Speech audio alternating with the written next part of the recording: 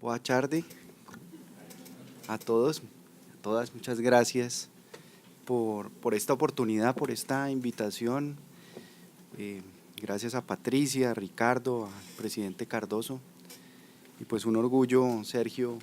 compartir acá mesa otra vez, como hace 2 años, con el general Naranjo, que es una de las voces pues más autorizadas para hablar sobre muchos temas de Colombia, de la región y especialmente del tema que nos convoca hoy, que son los desafíos del proceso de paz y de la paz en Colombia. Y también Eduardo, pues que se ha destacado como investigador, creando sus software y sus algoritmos para cazar corruptos. Yo quisiera pues hacer una breve introducción en relación a este tema de los desafíos de la paz en Colombia, mencionando pues algunas cifras. A veces las cifras hablan mucho más que cualquier argumento, y estamos hablando de un conflicto en Colombia de más de 53 años, conflicto muy largo, de baja intensidad, muy concentrado en un número específico de municipalidades en Colombia. No es un conflicto que se pueda decir estuvo generalizado en todo el país, sino muy concentrado en ciertas zonas, en ciertas áreas donde la presencia del Estado no ha existido, donde no han conocido nunca lo que es un juez, lo que es un fiscal, lo que es una carretera para que los campesinos puedan movilizarse, sacar sus productos, donde no tienen a veces agua potable, alcantarillado, bienes públicos básicos que representan la presencia del Estado no solamente a través de la fuerza del ejército, de la policía, de la fuerza pública, sino de los bienes públicos y de la política social. Estamos hablando de un conflicto que ha dejado 8.881.520 víctimas. Es el registro único nacional de víctimas.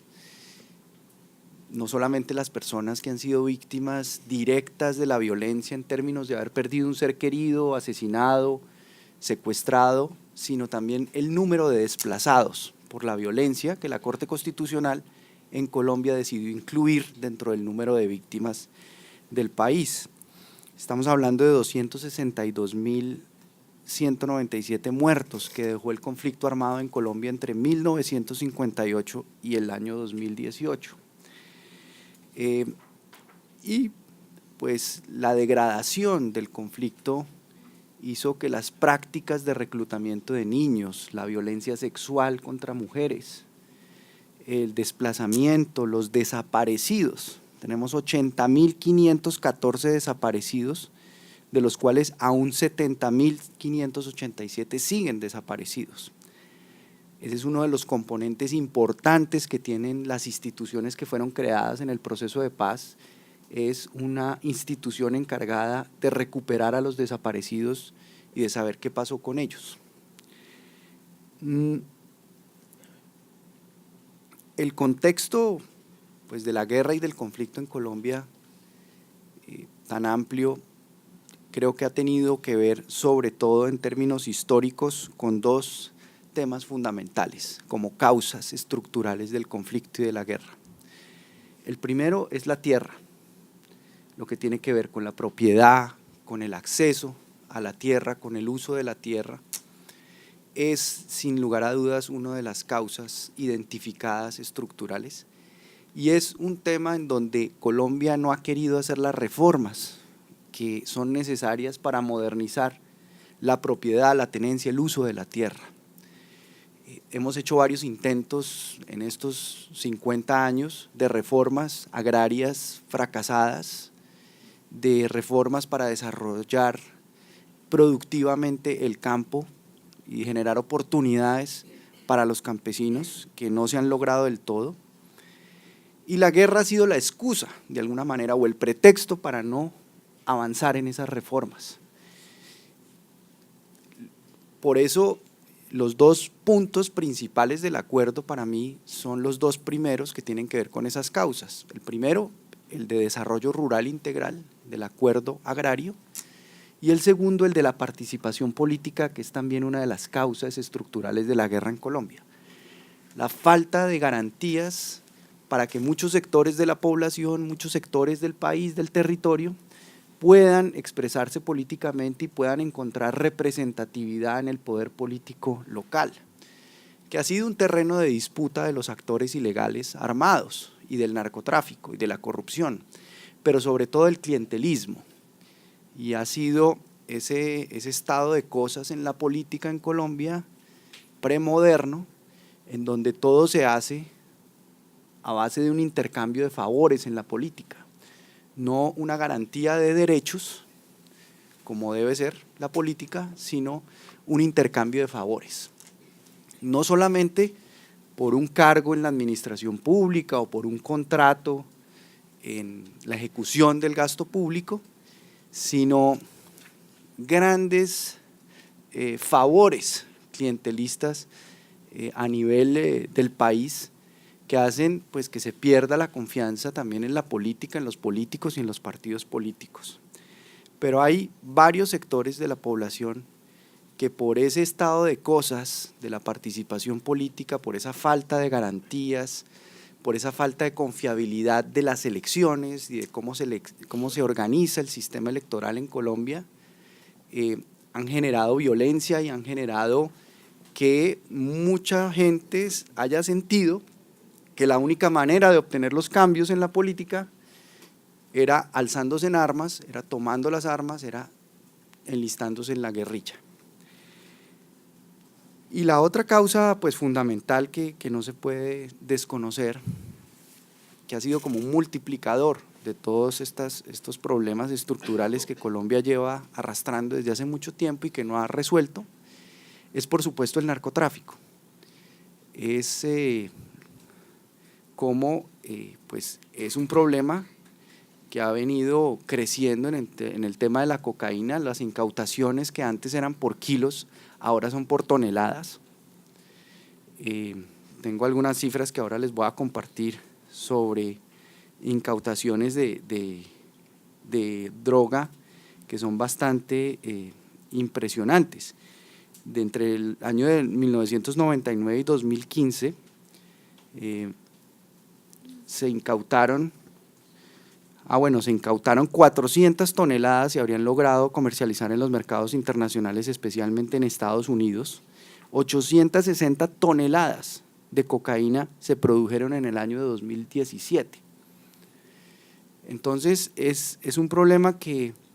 pues se explica por muchos factores. La expectativa de beneficios por el proceso de paz es uno de los factores que se han identificado como estimulante a que haya crecido los cultivos de hoja de coca y la producción de cocaína.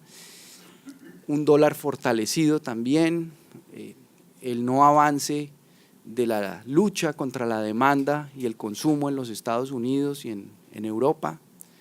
y también la incursión de los carteles mexicanos, que ya no permiten que los carteles colombianos o los colombianos lleven la cocaína hasta Estados Unidos, sino que prácticamente ellos se encargan de recogerla y de transportarla por las rutas desde Centroamérica hasta los Estados Unidos, que además es un tema que se ha relacionado con la crisis migratoria en los Estados Unidos, y es el hecho de que el auge del narcotráfico en Centroamérica, el deterioro de la seguridad en Centroamérica, de la violencia en Centroamérica, que viene relacionado con la cocaína que viene de Colombia, ha presionado también a esas poblaciones a migrar hacia los Estados Unidos. Por eso Estados Unidos no solamente mira el narcotráfico en Colombia como tradicionalmente lo ha mirado, sino que ahora le da otra mirada porque lo relaciona directamente con la crisis migratoria de América Central. Pero para ya hablar un poco más de desafíos presentes del proceso de paz, yo mencionaba ahora en una entrevista que tuvimos con el general Naranjo el problema de la concepción que el gobierno nuevo del presidente Duque actual tiene de la política de paz, que no es una concepción de política de Estado, sino es una concepción de política de gobierno. Y por eso las declaraciones y las señales que ha dado el actual gobierno y el actual presidente son muy preocupantes, porque prácticamente da a entender que todo el proceso de paz fue un tema acordado y firmado por el gobierno anterior, el gobierno del presidente Santos, pero que esto a él no está obligado a continuarlo, no está obligado a profundizarlo ni a llevarlo a la práctica, porque realmente él no firmó esos compromisos. Esa declaración la hizo a raíz de unos protocolos en relación al proceso de paz con el ELN, en donde dijo que no tenía por qué cumplir unos protocolos que no había firmado su gobierno. Y ahora pues viene una señal también muy preocupante, que son las objeciones que el presidente presentó sobre la ley estatutaria de la Justicia Especial para la Paz, que es el corazón del proceso de paz, y es todo el sistema de justicia transicional que se pactó en el acuerdo de paz entre el gobierno y las FARC, para que los máximos responsables y algunos casos especiales como grandes y graves violaciones a los derechos humanos se llevaran ante la justicia, y que quienes se sometieran a la Justicia Especial para la Paz entregaran realmente la verdad para beneficiarse de reducciones en las penas. Pero la ley estatutaria contiene, por ejemplo, todo el reglamento del juicio que se debe desarrollar en caso de que la persona que se somete a la Justicia Especial para la Paz se niegue a colaborar, se niegue a entregar la verdad, pues tiene que ser vencida en juicio, y la ley estatutaria regula precisamente cómo se va a desarrollar ese juicio para vencer a esa persona que se ha negado a colaborar y a cooperar con la verdad. Esa Justicia Especial para la Paz es muy importante porque es lo que le va a dar a las víctimas la posibilidad de acceder a la verdad judicial, porque la Comisión de la Verdad, que es una institución también muy importante del proceso de paz, va a construir o va a reconstruir la historia de estos 50 años de guerra en Colombia, pero es una verdad general, es una verdad abstracta, histórica, sobre lo que ocurrió en Colombia. Lo que va a pasar con la Justicia Especial para la Paz es que las víctimas van a tener la garantía de acceder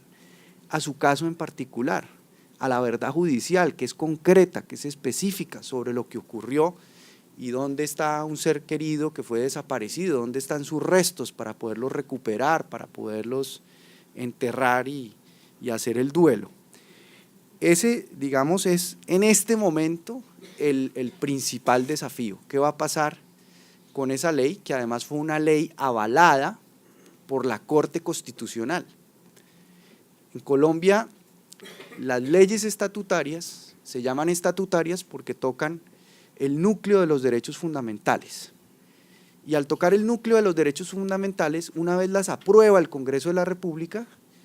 tienen que pasar primero por la Corte Constitucional, que emite un fallo de constitucionalidad antes de que el presidente de la República la pueda sancionar. Entonces, este fue un proyecto que presentó el gobierno Santos al Congreso,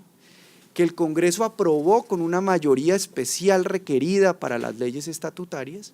que pasó a la Corte Constitucional, que la Corte Constitucional avaló, y que ahora el gobierno del presidente Duque objeta extemporáneamente, porque ya hubo un fallo de la Corte Constitucional, ya se pronunció el Congreso, y lo objeta además por inconveniente, siendo que fue el mismo gobierno el autor de la ley. Entonces, en este momento en Colombia pues hay mucha incertidumbre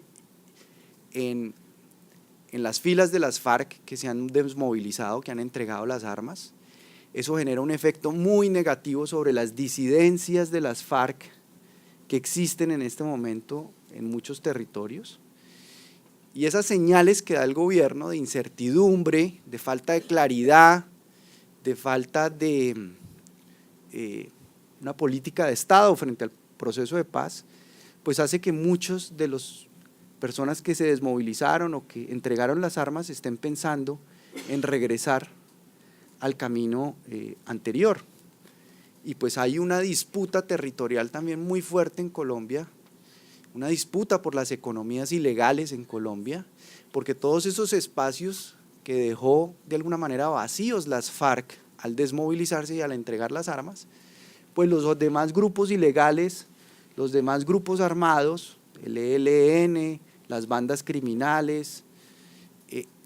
quieren llegar y ocupar esos territorios para imponer su ley, para apoderarse del negocio de la cocaína y del narcotráfico, de la minería ilegal, que también pues es una fuente de recursos alternativa en esos territorios y para esos grupos criminales. Entonces, el otro efecto también perverso ha sido la ola de violencia frente a líderes sociales. Ha habido un número creciente de líderes sociales en los territorios que han sido asesinados, y pues los líderes sociales, los liderazgos territoriales locales, pues no se reemplazan de la noche a la mañana. Es decir, toma años construir un proceso de liderazgo en las comunidades y en los territorios, y pues esos asesinatos, esa ola de violencia, pues preocupa mucho porque ha venido creciendo y el Estado realmente no ha sido capaz de desarrollar unos mecanismos especiales de protección eficaces para prevenir los asesinatos de esos líderes sociales en este momento. Teníamos que hablar un poco de Venezuela y de la relación entre Venezuela y el proceso de paz y la crisis en Venezuela. Yo creo que para no hablar mucho porque ya se me agotó el tiempo prácticamente, creo que en eso también el gobierno colombiano ha cometido errores, en no entender que la política exterior, como la política de seguridad y defensa, pues son políticas de Estado, no son políticas de gobierno, y el haber generado lo que se generó recientemente en la frontera,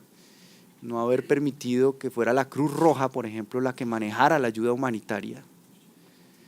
el haber dado a entender que Maduro había quemado la ayuda humanitaria como un criminal que le negaba a su pueblo las medicinas, los alimentos, las provisiones básicas para que la gente no siguiera sufriendo en Venezuela, pues resultó ser falso, y el New York Times publicó un video completo donde se ve cómo es que se quema esa ayuda humanitaria. Pero independientemente de ese episodio, creo que hay un terreno de disputa de los grandes poderes mundiales, China, Rusia y Estados Unidos, y Colombia pues no puede ser de alguna manera el idiota útil que presta su territorio y su escenario para esa disputa entre esos tres grandes poderes, porque cualquier conflicto o guerra que se desencadene pues no solamente va a representar un baño de sangre en Venezuela, un baño de sangre también para nosotros los colombianos, sino que pues en caso de una guerra el principal perdedor sería Colombia, porque para bien o para mal Colombia y Venezuela pues su destino está íntimamente ligado, sus pueblos han estado íntimamente ligados a lo largo de toda la historia, y pues Colombia, la postura que debe adoptar es una postura más de Estado, más realmente diplomática, más constructiva y más de buscar que la transición democrática, pacífica, humanitaria en Venezuela se pueda concretar. Pero esa relación que tenemos también con los Estados Unidos por el tema del narcotráfico hace que Colombia muchas veces pues quede atrapada en esa relación y busque de alguna manera ser como el amortiguador o el primer escudo, la primera línea de lo que los Estados Unidos pretenden hacer en la región y frente a Venezuela. Yo creo que dejaría ahí para respetar el tiempo de mis compañeros, y pues en las preguntas seguramente habrá la oportunidad de profundizar en algunos temas. Muchas gracias.